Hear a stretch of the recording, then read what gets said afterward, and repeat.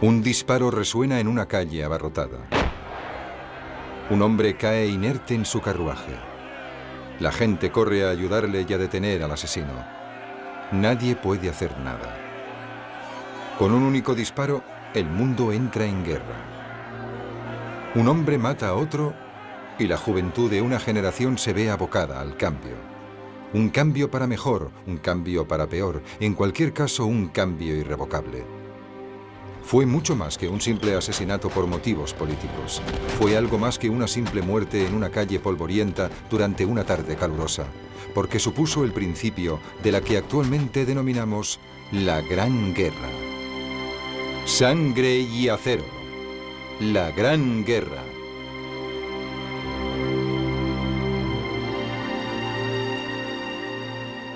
Al comienzo de la guerra, los hombres aún iban a caballo a la batalla, esperando encontrar un conflicto rápido y limpio en un terreno elegido por ambos bandos. 4 años más tarde, esos mismos hombres, o sus reemplazos, se moverían en cajas blindadas motorizadas y sobre ruedas llamadas tanques, que suponían una medida de protección contra el fuego enemigo y la posibilidad de romper el estancamiento en el frente de trincheras que se extendía a lo largo de 725 kilómetros, desde la costa de Bélgica hasta los Alpes suizos, territorios neutrales. Las ametralladoras y la artillería pesada sustituirían a las bayonetas, artífices principales desde entonces de las heridas recibidas por los soldados. Los aviones, al principio menospreciados al creerse que serían poco útiles en la contienda, se convirtieron en los ojos de largo alcance para los cañones, que fueron los protagonistas que infligieron nuevos tipos de daño. También se utilizaron cada vez en mayor medida para llevar la guerra tras la línea del frente. Esas fueron las nuevas dimensiones que aportó la guerra, es decir, la guerra de trincheras, el conflicto mecanizado, los proyectiles de largo alcance y los bombardeos aéreos. Pero hay diferentes maneras de recordar los cambios que este conflicto llevaría a los territorios implicados. En las esquinas, en las plazas y en la tierra reservada para rememorarlos, se encuentran los nombres de los caídos, escritos para que todos los veamos ahí para siempre. Ese es el legado real de la guerra. Y todo empezó con la muerte de un solo hombre. Este hombre era el archiduque Francisco Fernando, heredero del Imperio Austrohúngaro.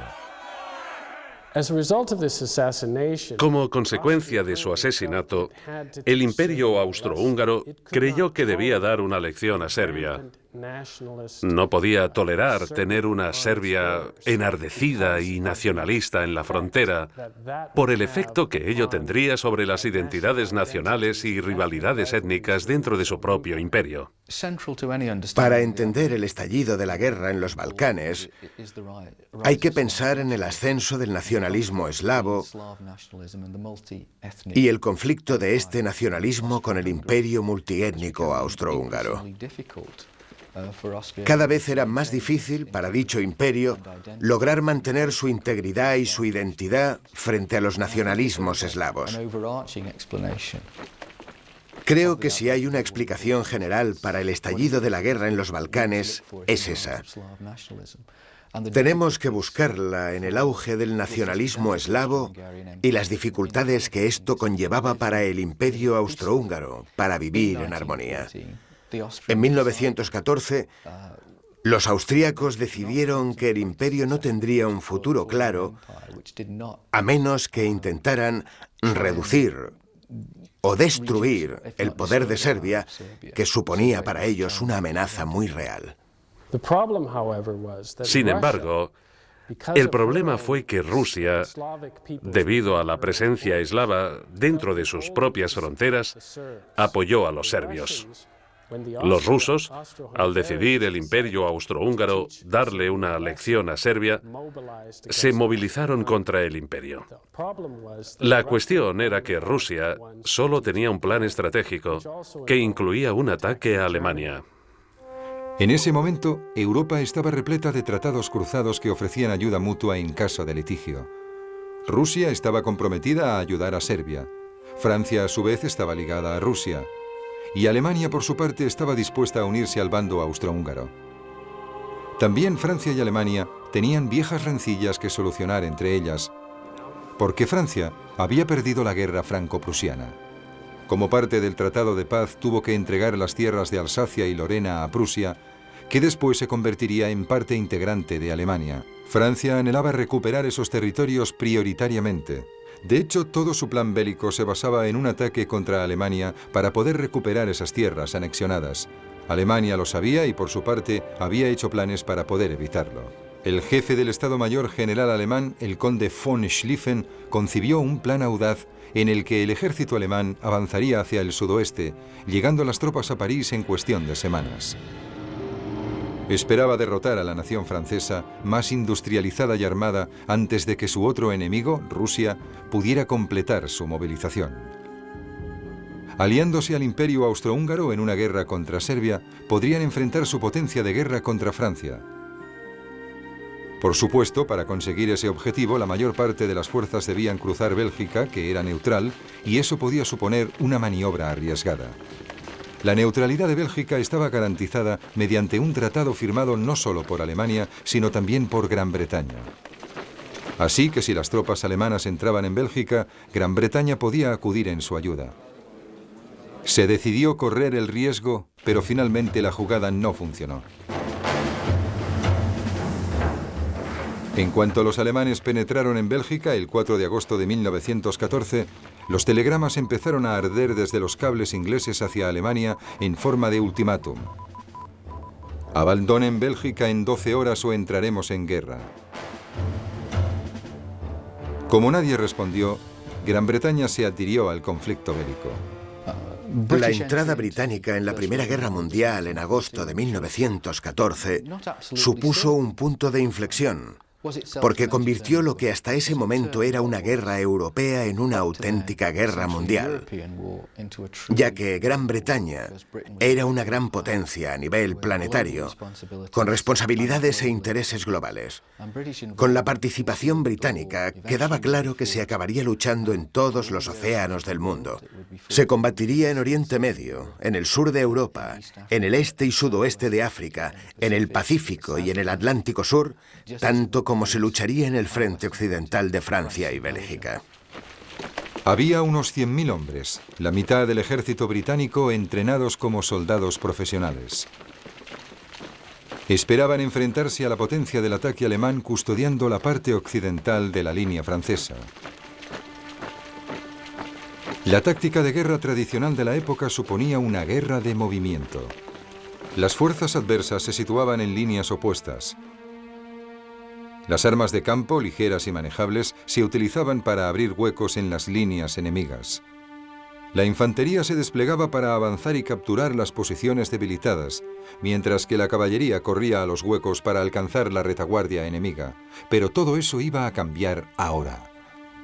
Al principio las cosas salieron según lo previsto, aunque no fueron positivas para Gran Bretaña. Los informes de reconocimiento aéreo decían que se enfrentaban a prácticamente todo el primer ejército alemán, que les superaba ampliamente en número, en proporción de 3-1. Al no haber opción, se inició una retirada organizada. Las tropas profesionales participaron en varias acciones en la retaguardia, particularmente en Le Cateau, hasta que las líneas se acercaron rápidamente a París. La capital parecía una presa segura a manos de los alemanes y el plan de Schlieffen parecía que iba a funcionar. Pero en el río Marne, los alemanes cambiaron su ritmo de marcha. Estaban extenuados tras recorrer una media de 40 kilómetros al día.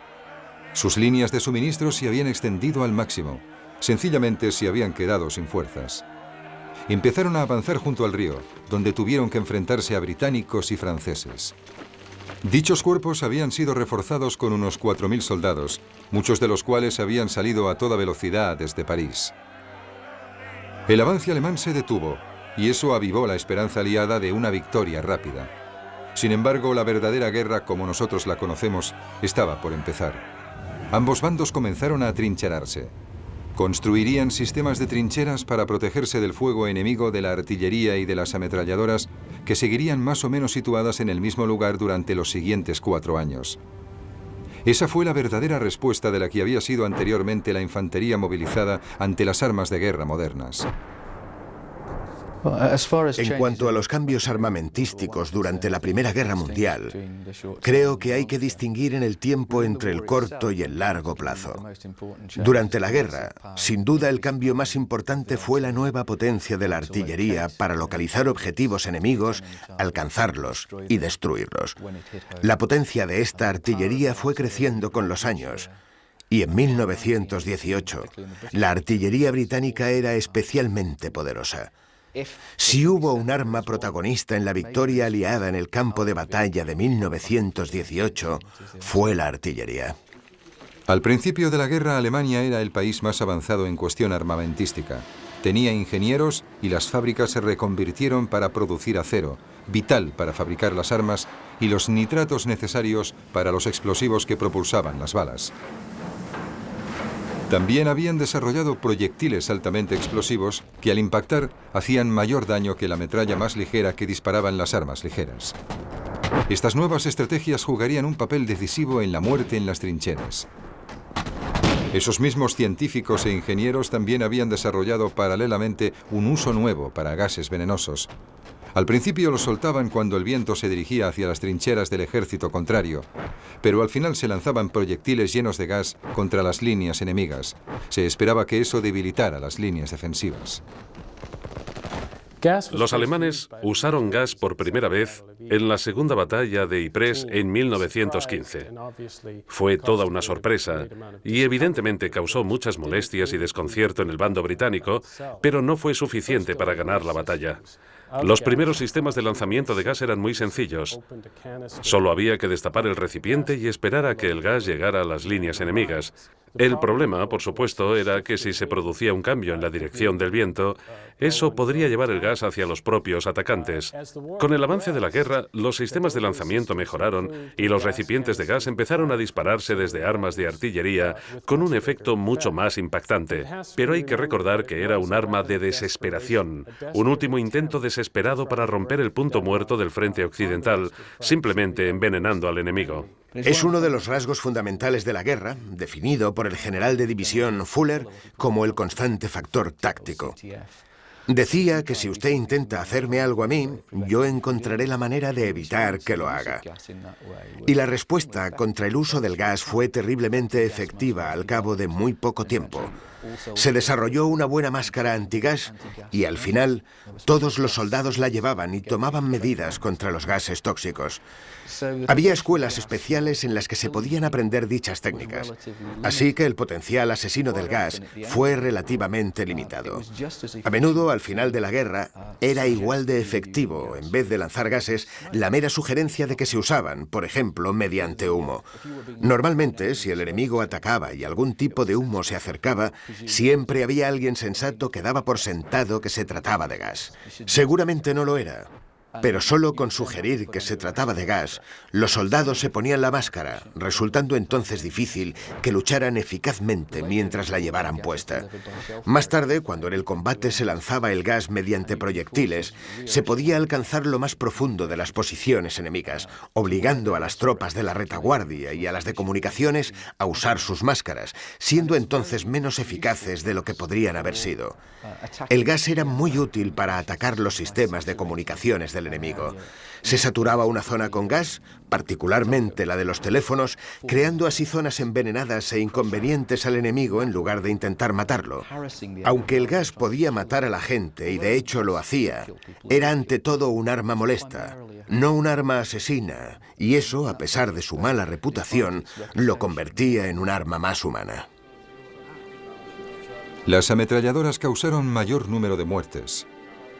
Con estas, un único tirador sentado en una posición fortificada y protegida podía eliminar compañías enteras de tropas enemigas mientras éstas avanzaban hacia él campo a través. La devastadora capacidad de fuego y la facilidad con la que podían apuntar cambió para siempre el estilo de combate cuerpo a cuerpo. El barro de Flandes fue escenario de la primera carnicería.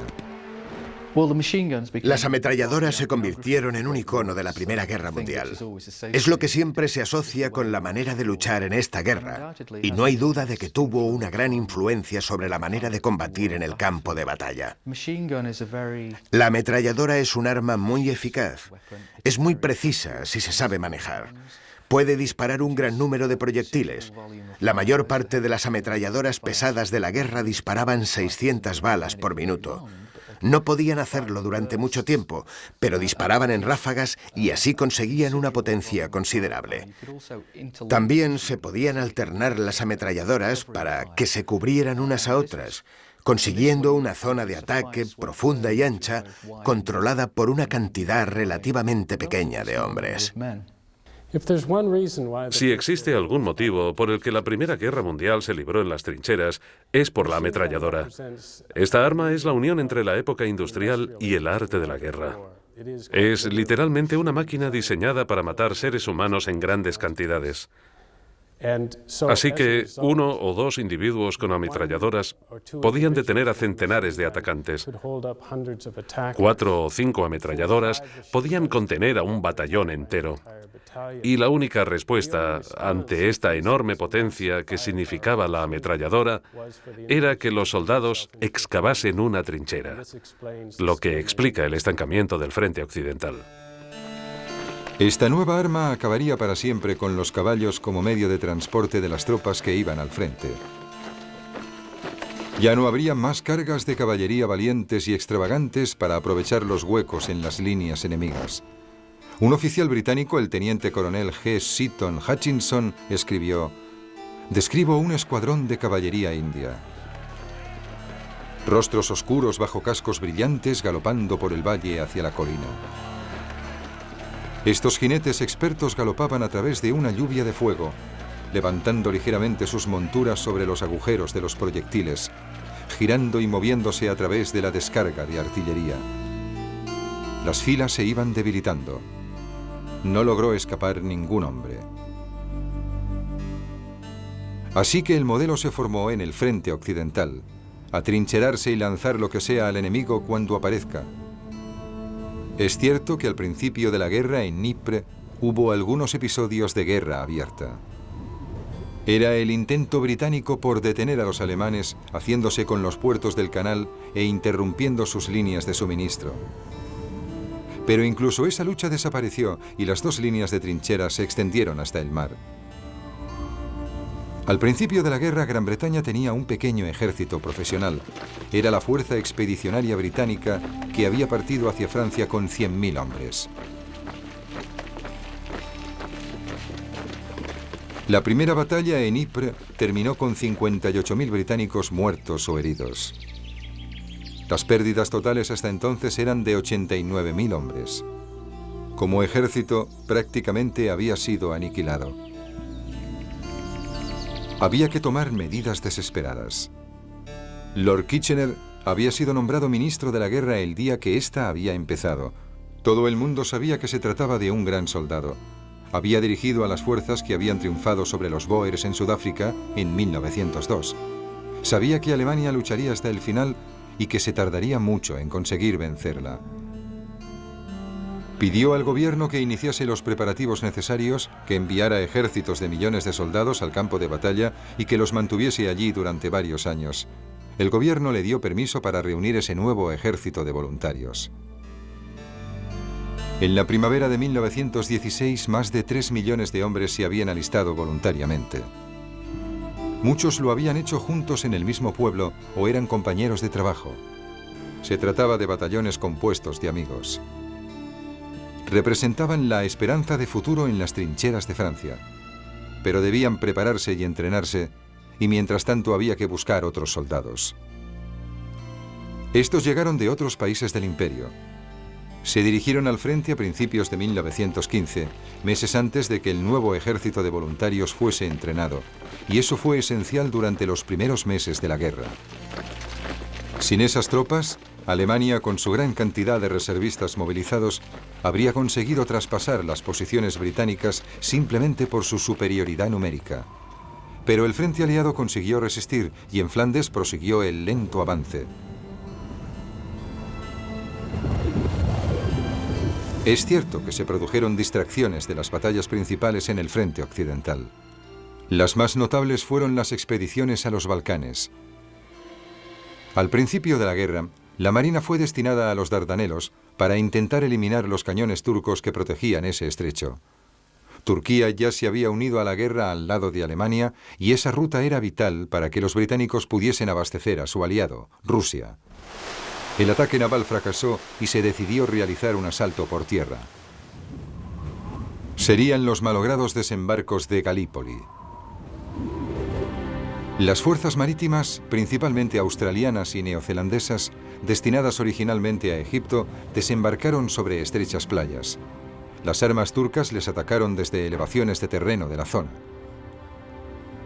Eso sucedió en abril de 1915. Durante los 2 meses siguientes consiguieron llegar a las crestas rocosas que dominaban la playa, pero el ataque no iba a conseguir resultado alguno. Fue desestimado en diciembre de 1915 y toda la fuerza de invasión se retiró bajo la protección de la oscuridad sin perder más vidas inútilmente. Ese fue el único éxito de una campaña que se cobró 49.000 vidas aliadas y dejó más de 200.000 heridos. También significó que los británicos habían fracasado y no habían conseguido encontrar la manera de evitar el lento avance alemán en Francia y Bélgica. El conflicto bélico se había convertido en una guerra de desgaste y ya no solo en las trincheras. Gran Bretaña siempre había sido la potencia naval más importante y usó ese poder para bloquear a Alemania y a sus aliados. Con ello quería privarles de los suministros esenciales y hacer que se rindieran, y funcionó. La flota alemana zarpó de Kiel en junio de 1916 en un intento por romper el bloqueo. Encontró a la flota británica junto a su base de Scapa Flow en la batalla de Jutlandia. Ambos bandos perderían navíos, pero los alemanes fracasaron en su objetivo de destruir la flota británica. Los restos de la flota alemana volvieron a Kiel, donde permanecerían durante el resto de la guerra. Sin embargo, la marina alemana consiguió jugar su papel. Tuvieron que confiar en sus submarinos Unterseeboot, los U-Boats, e intentar crear un bloqueo similar sobre Gran Bretaña. Los U-Boats no podían capturar barcos, solo podían hundirlos. Al principio, los alemanes daban tiempo a la tripulación para subirse a los botes salvavidas mientras no hubiese ningún buque de la Marina Real por los alrededores. Sin embargo, si la velocidad era factor importante, hundían el buque sin previo aviso. Tras estos primeros acontecimientos, el barco de travesía británico Lusitania, que más tarde se confirmaría que llevaba suministros de guerra, además de pasajeros, fue hundido. Entre las 100.000 personas que perecieron, había 110 estadounidenses neutrales. Cuando los cuerpos llegaron a las playas de Kinsale, la indignación pública estalló. Las protestas políticas obligaron a los alemanes a ordenar a sus U-Boats que no atacaran ni hundieran más buques en las rutas que seguían los estadounidenses.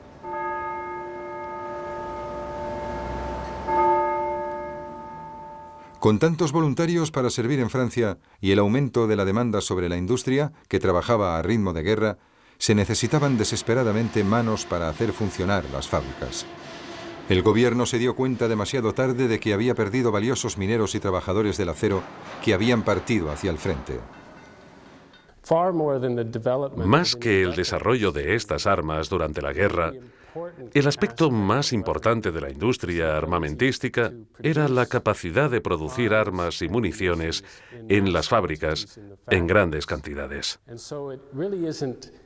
No fueron las armas en sí mismas las que determinaron la naturaleza de la guerra, sino la capacidad de movilizar el material y los recursos humanos para producir esas inmensas cantidades de armas y mantener esa misma cantidad durante todo el conflicto. La guerra realmente se ganó en las fábricas.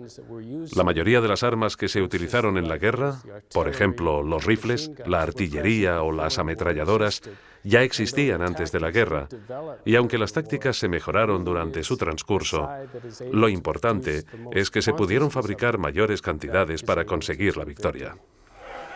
La falta de mano de obra se hizo aún más grave cuando se impuso el reclutamiento obligatorio en 1916. Solo existía una solución: Las mujeres tendrían que sustituir a los hombres en los puestos de trabajo. En 1914 la mayoría de las mujeres que trabajaban lo hacían en el servicio doméstico o en la industria textil y en la de la indumentaria. En 1918 todo eso cambió y las mujeres jugaron un papel decisivo en todos los procesos de fabricación importantes. También accedieron a sectores como el transporte y las oficinas que tradicionalmente habían sido territorios masculinos. Se creía que la Primera Guerra Mundial había traído consigo una gran agitación y un cambio social. A los historiadores les gustaba citar a Lenin, que dijo que la guerra había sido la gran locomotora de la historia. También eran partidarios de argumentar que la Primera Guerra Mundial había derribado las barreras de clases y había liberado a la mujer. Pero, de hecho, parece que no fue así. Lenin cometió muchas equivocaciones y esta declaración probablemente sea una de ellas. Por ejemplo, en el caso de las mujeres, parece que en todos los países europeos había un porcentaje más alto de mujeres trabajadoras en 1911 que en 1921. El baby boom, por ejemplo, obligó a muchas mujeres a volver a casa. En muchos casos, las mujeres deseaban volver a sus hogares. Así que parece ser que las guerras, aunque se inclinan por cambios sociales más pragmáticos, también liberan a su vez grandes fuerzas conservadoras. Al fin y al cabo, las guerras se libran para defender el status quo, no para cambiarlo. Y en el caso de las mujeres, por ejemplo, podría decirse que la lavadora automática y la aspiradora hicieron más por su liberación que la Primera Guerra Mundial. Los alemanes transformaron rápidamente sus aeronaves, los Zeppelines, en bombarderos. Y durante los 2 primeros años de la guerra se produjeron unos 50 ataques aéreos que mataron a más de 500 personas. Al principio no se podía hacer mucho. Los Zeppelines podían operar a más altura que los aviones británicos, pero pronto se diseñaron medidas de contraataque. Habría apagones en las ciudades británicas y se colocarían baterías antiaéreas y focos para derribarlos. A finales de 1916, los alemanes habían perdido tantos Zeppelines que dejaron de enviarlos. En su lugar, desarrollaron bombarderos nocturnos, el Gotha, de 2 motores, y el Giant, de 4, para llevar la guerra al frente civil. La mayoría de los ataques se dirigían contra Londres y tuvieron que ponerse defensas para contrarrestarlos. Fue en mayo de 1918 cuando este aspecto de la guerra se detuvo. Pero para entonces 1.162 personas habían muerto y había más de 4.000 heridos. Los aviones volaron sobre las trincheras desde los primeros días de la guerra. Al principio eran solo los ojos de la artillería e infantería informando tanto de la posición de los objetivos como de los movimientos en las fuerzas enemigas. Pero a medida que la guerra avanzaba, su papel cambiaría.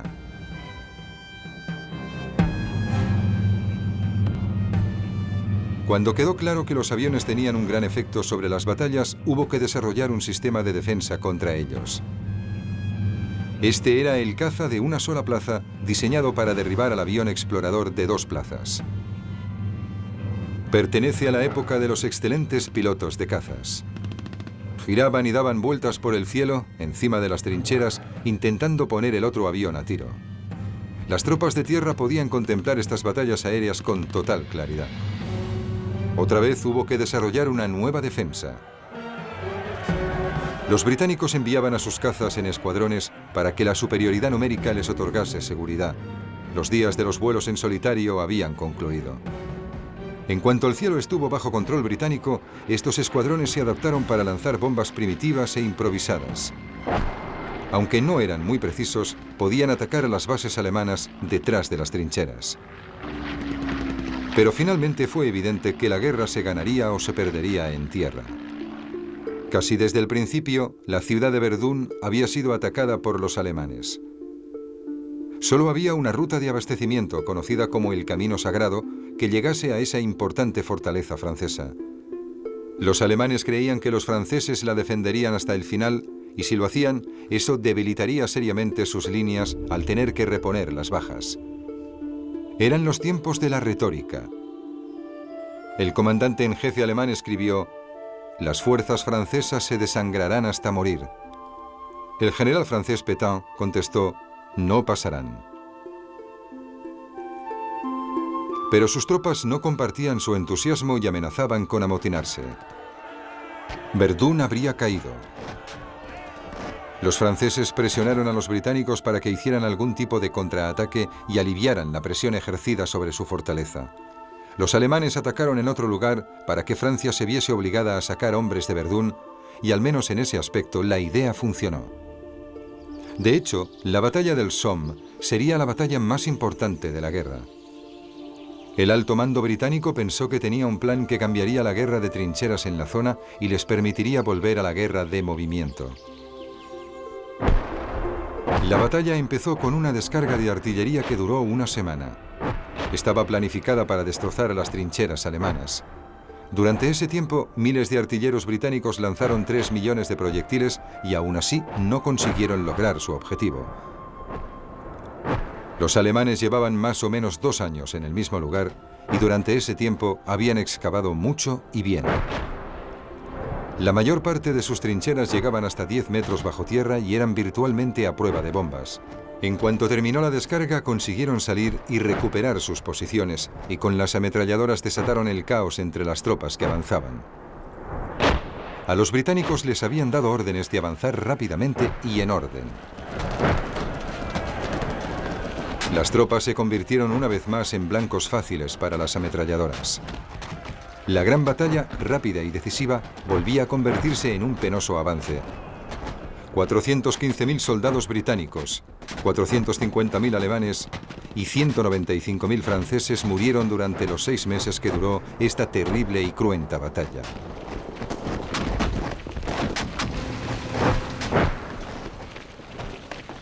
Pero los británicos se habían fortalecido y ahora luchaban con las mismas armas que los alemanes, con ametralladoras, gases y aviones. Además, tenían una cosa de la que los alemanes carecían: tanques. Esos vehículos se habían desarrollado para sustituir a los caballos y se utilizaban para aprovechar los huecos de las líneas enemigas. Los describían como potentes, a prueba de balas, con blindaje en el motor, capaces de destruir ametralladoras, cruzar el campo y las trincheras, solventar problemas y ascender por rampas de tierra.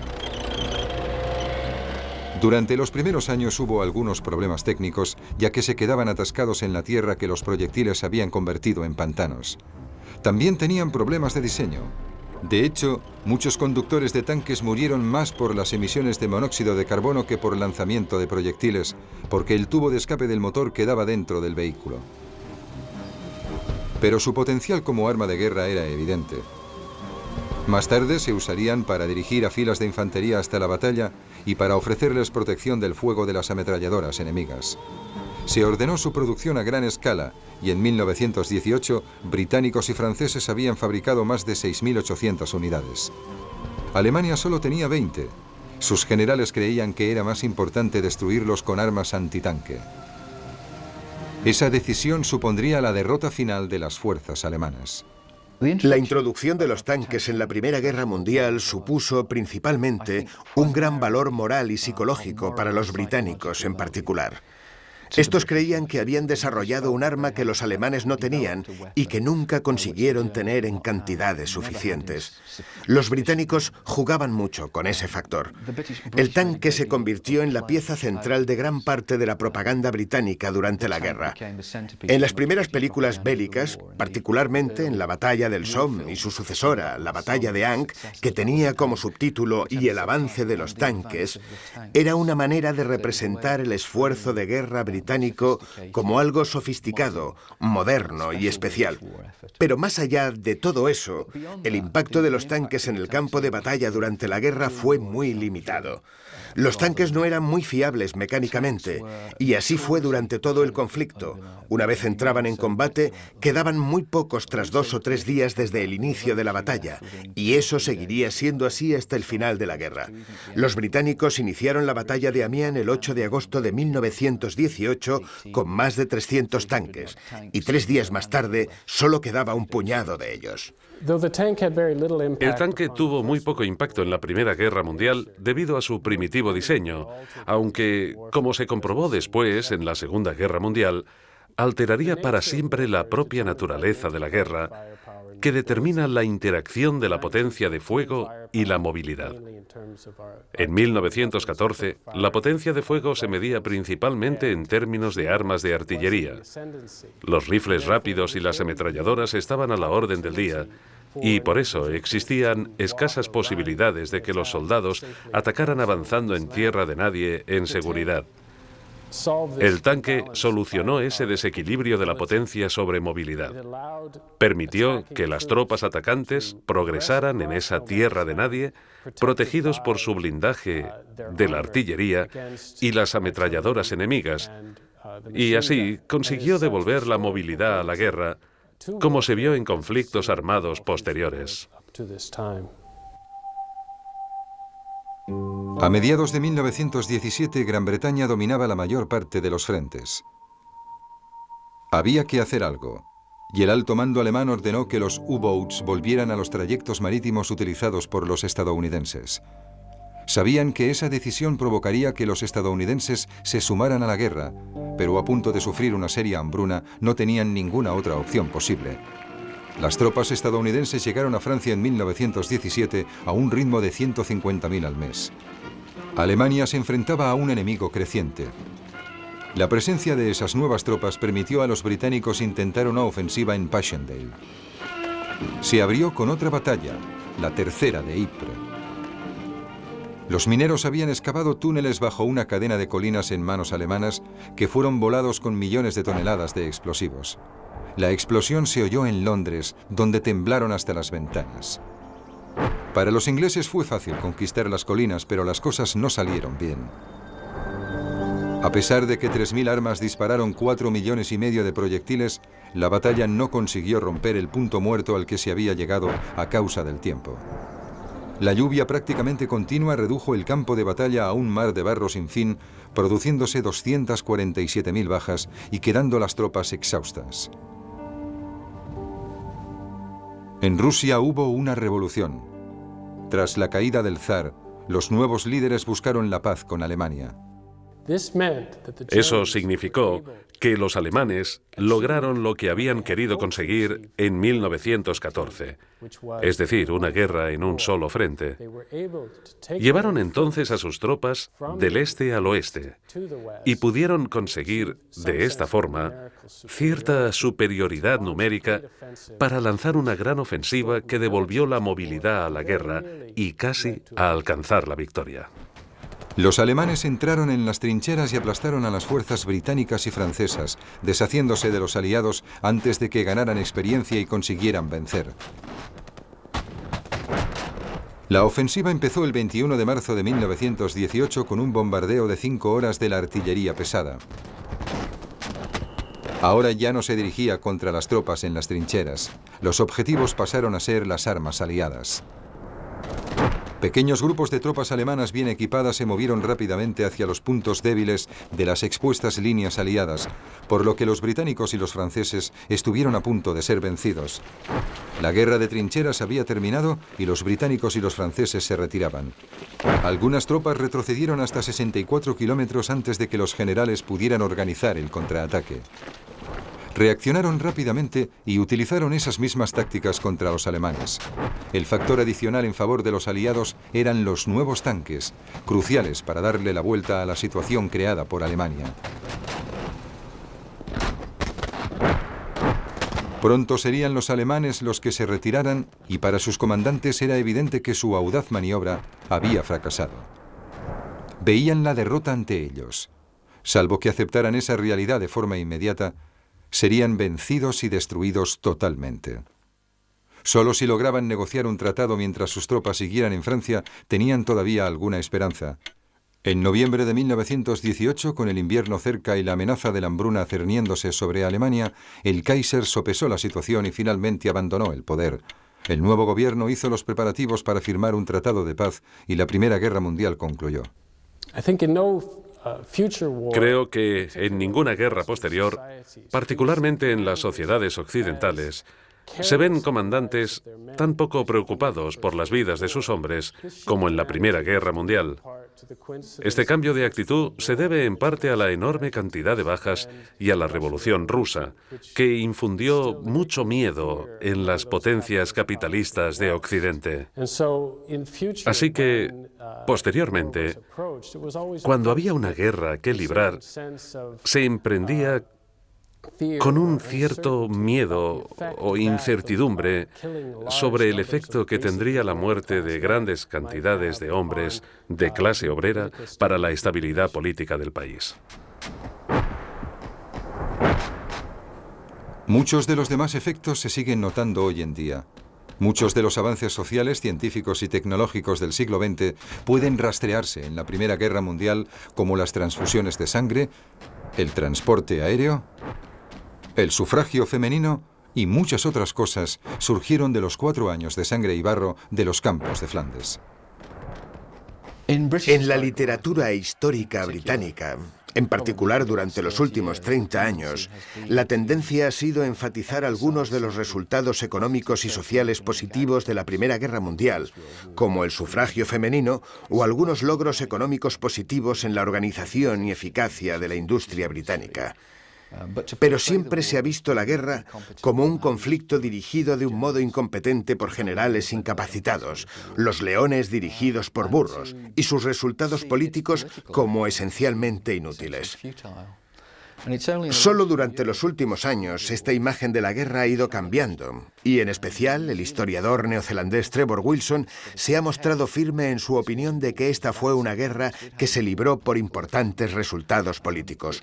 Una guerra que fue eficazmente dirigida por los aliados, particularmente por los británicos, pero en la que los resultados sociales y económicos directamente atribuibles a la guerra son muy difíciles de sostener. Es fácil hallar resultados, particularmente en el campo de la tecnología, que se aceleraran por la guerra. Un ejemplo clásico es el desarrollo del fuselaje y los motores de los aviones, en el que hubo un aumento rápido y muy importante en la comprensión tecnológica durante un periodo de tiempo muy breve. Pero los vuelos con motor ya habían surgido antes de la guerra, y no creo que nadie piense que no habría aviones que cruzaran el Atlántico si no fuera por la Primera Guerra Mundial. Hay muchos otros ejemplos de este tipo en los que es muy difícil calcular el impacto de la Primera Guerra Mundial. En algunos casos, animó al cambio social y económico, quizá más rápidamente de lo que habría cambiado de otro modo. Y al mismo tiempo, también puede decirse que en algunos aspectos quizá también retrasó el cambio más de lo que se habría retrasado de otro modo. Pero encontrar resultados sociales y económicos que no hubiesen tenido lugar de no haberse producido la Primera Guerra Mundial, creo que es muy difícil. Yo creo que los logros políticos de la guerra fueron los más importantes. No hay que olvidar que la Primera Guerra Mundial destruyó el concepto de autocracia y aristocracia, especialmente en el centro de Europa. Eso fue un veredicto histórico, inapelable y el verdadero final de una época.